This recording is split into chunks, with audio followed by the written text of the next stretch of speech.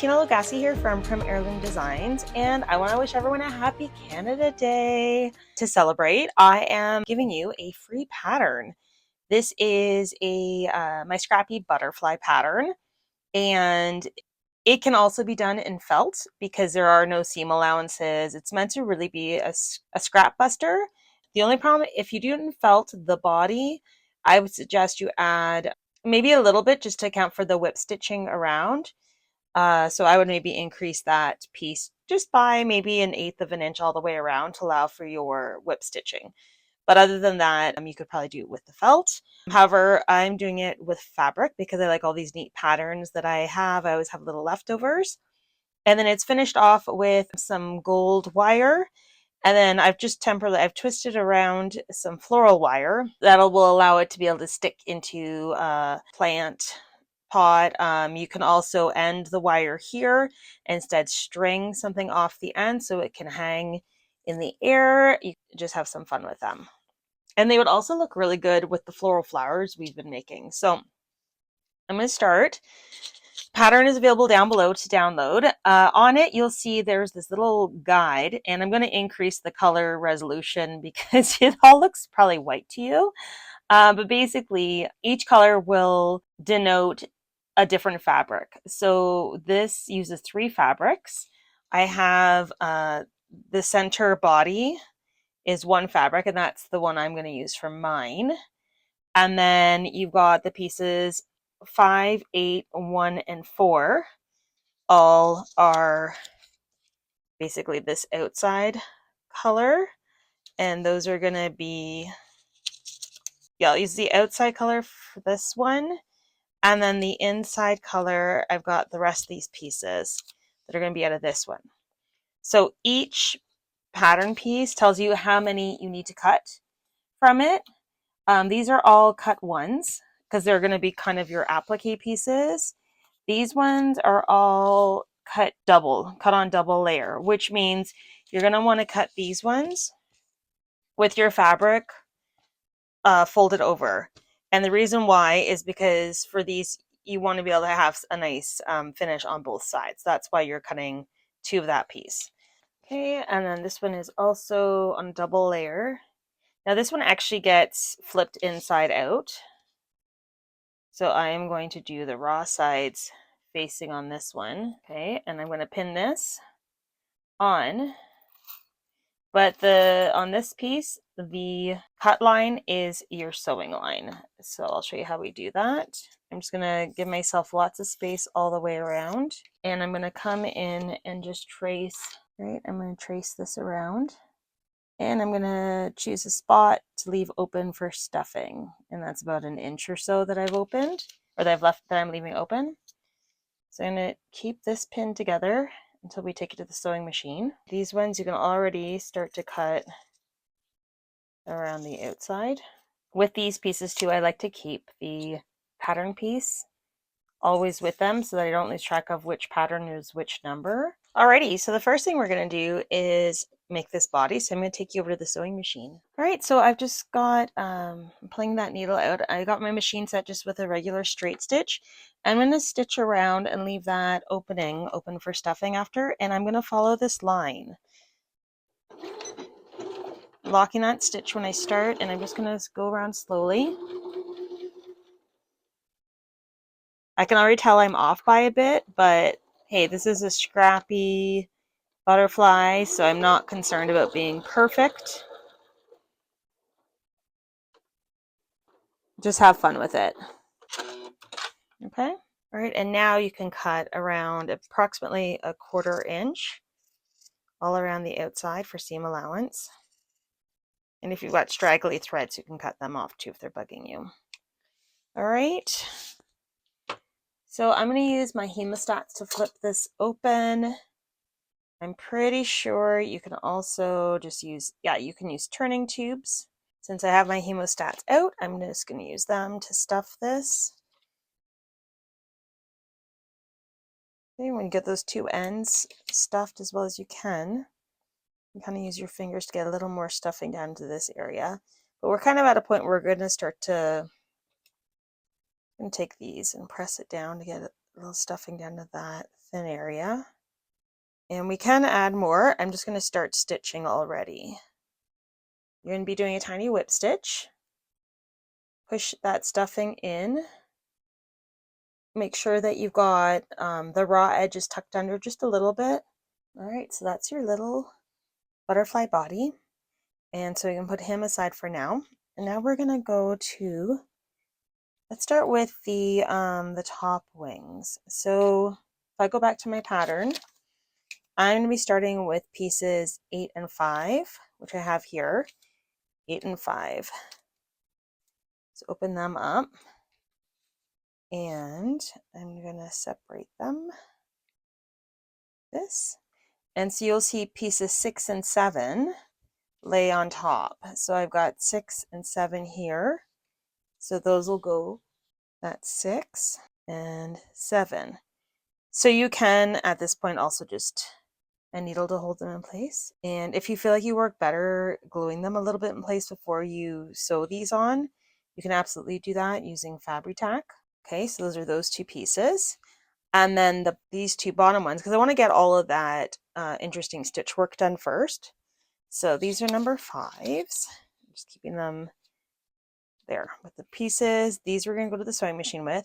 Then these bottoms, I've got number 1, which is here, and number 4, which is over here. And again, we're going to separate those two out. All right, and so then you've got 2 and 3. Let me cross there. So now I'm going to pin those into place. All right, I'm at the sewing machine and just with a piece of scrap fabric, because most of us have sewing machines that have some really interesting stitches on them. And I'll show you the one that I'm going to use. I've just adjusted it to kind of the size I want. It almost looks like a blanket stitch or something. But there's also some other stitches you could use. If you don't have anything special, you can just use a zigzag stitch or even a straight stitch for this. But I like to kind of play around a bit. So I'm going to start just with the first piece I grab. And we're just going to go around. And with this particular stitch, I'm centering my foot just on where these two pieces of fabric come together. And it's going to hold them together just by going on either side. Now, if you were to do this with a straight stitch, you're just going to want to come around here on this side in order to lock those pieces together. And zigzag, you can just go right over top of the line. Okay, like that. And you'll notice that I also I changed my threads so that it would match.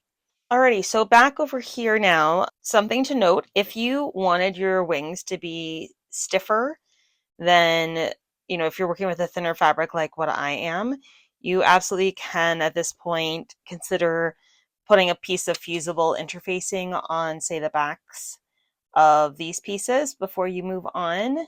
And now is also a point to consider if you want to run a wire through. Actually, I'll do that with this one so you can see how that comes out, okay? So right now we're just going to piece these together, and I am not going to put on interfacing, especially since I'm going to be doing a wire. This one will go on here. All right, so these we're going to go back over to the machine, and we're going to do a stitch around the outside. This time I'm going to do a zigzag that's quite narrow all the way around.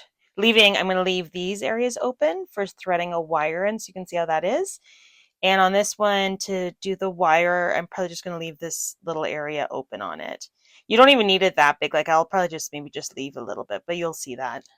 All right, so I've got my machine set up with the zigzag stitch. I've got the back side, the front side. They're both kind of show sides. I'm just going to line myself up because I'm doing a zigzag, and I'm just going to go for it and go all the way around. I do it so that this edge is pretty close to the center of my needle. You see, it brings it together. It makes it look a little scrappy and interesting, which is why I like to do this with this kind of a stitch. So again, remember up here, we're going to be inserting a wire. So I'm just going to come up and make sure I leave a little space for that. And here I'm going to lock the stitch just so that nothing happens when I go to put that wire in. All right, so I've got my pieces all ready. So to do the wire, I've got this is a 20 gauge, and I believe this is probably, in looking at it, an 18 gauge. I'm going to go with the 20. I think it'll probably be just fine. I think I want to do double it up, and that'll go in there. So this is about 10 inches. Okay, so I'm going to do two 10-inch pieces for the top wings, and I'm going to just round them in at the top. And see, I probably have to go a bit smaller in order to get it through there. You might need your needle nose for this. I'm just going to leave that straight because you're just going to be bending it like that kind of thing, so that should be fine. And then honestly, down here, I think I'm just going to end up gluing it because these end up getting just glued to the back here anyways. So what I'll do is I'm going to try to get the glue inside just so that it's not super messy, and close that over top of the wire. And then I'm just going to cut off that excess. All right, and we'll do the same to the other side. So again, this is a 10-inch. Okay, and you do want to make sure that it's making all of its way up to that area and bottoming out. And then again, I'm just going to try to open this a little bit and get some glue right in there. All right, so those are those two pieces. And then these bottom ones, let's see how we're going to do that. Similar idea, it'll be a shorter wire. At 7.5, you probably get away with 7, I would say. Now, I think these bottom openings I did make a bit smaller, so let's see how well this will feed. So I think for this one, I'm going to just let it go along that bottom. All right, so now that you've got all your pieces and the wire running through it, you can now go back to this reference diagram, and you can actually put these pieces right on it to figure out how you want to glue them together. So you can also just eyeball this or do it how you want. This is just if you want a bit of guidance for this, and you've got that available to you, and then you don't have to think about it. So the one thing is that I do put this bottom piece down first, and then the top one on top. Okay, and once you glue them in at one point, you might want to come back and just get a little bit further down. Okay, now before we glue these to the body, and we're going to start to do this this work with the gold wire. So this wire is probably a 22 or 24 gauge. So I'm going to cut two 1-inch pieces. These are going to be for the little antennae. Alrighty, and you can see here, I just poked like 2 holes rearward of that seam line, and I did it with, I started with the needle, and then to make it bigger, I used my awl. So I'm just going to eyeball that. So I'm going to put one there and keep my eye on where I put it, because there are some fabrics it's really hard to see. There's the one. All right, and then the next step is to take this wire, and I'm going to start it at an edge, and this is the back, so just remember that. So I'm actually going to start at the front, and you can see I started partway down, so probably about there. I'm just going to start 2 as well as I can. And you'll see for the sample one that I had done before, I did leave a bit of a tail on it because I like twisting that onto a stem. So I'm going to do that again.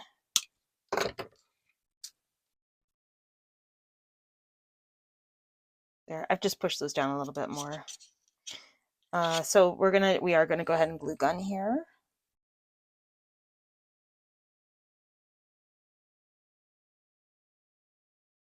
Let's try to do it at least tidy into like these little balls in case it's visible. All right, so that's done. The next step is you're gonna want to glue them to the back of this guy. So again, the easiest way is to kind of line these now up here, so you get an idea of where they fall on the body. So obviously the body's smaller than the diagram body because he's got some volume to him now, but this just gives you an idea of where you want to line them up. So I'm just going to guess about there. And then this one will overlap that one like that. Okay. And then you're going to take I think this is a 22 gauge brown floral stem wire, and just going to wrap it.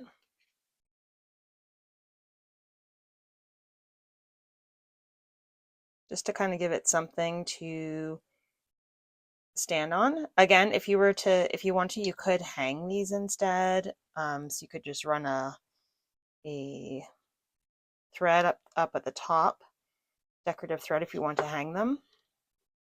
All right, and then I'm going to cut this, make sure that it's, just because I want to match this one, I'm going to cut it the same full length. And the last thing on this one is I want to see how our wires work. So the whole idea was to maybe be able to give it some movement. All right, so there are 2 butterfly options for you. So I hope you have fun with this free pattern. I'm sure you'll get creative with it and use it in different ways, and I'd like to see what you come up with. So thanks for tuning in and have a great rest of your Canada Day.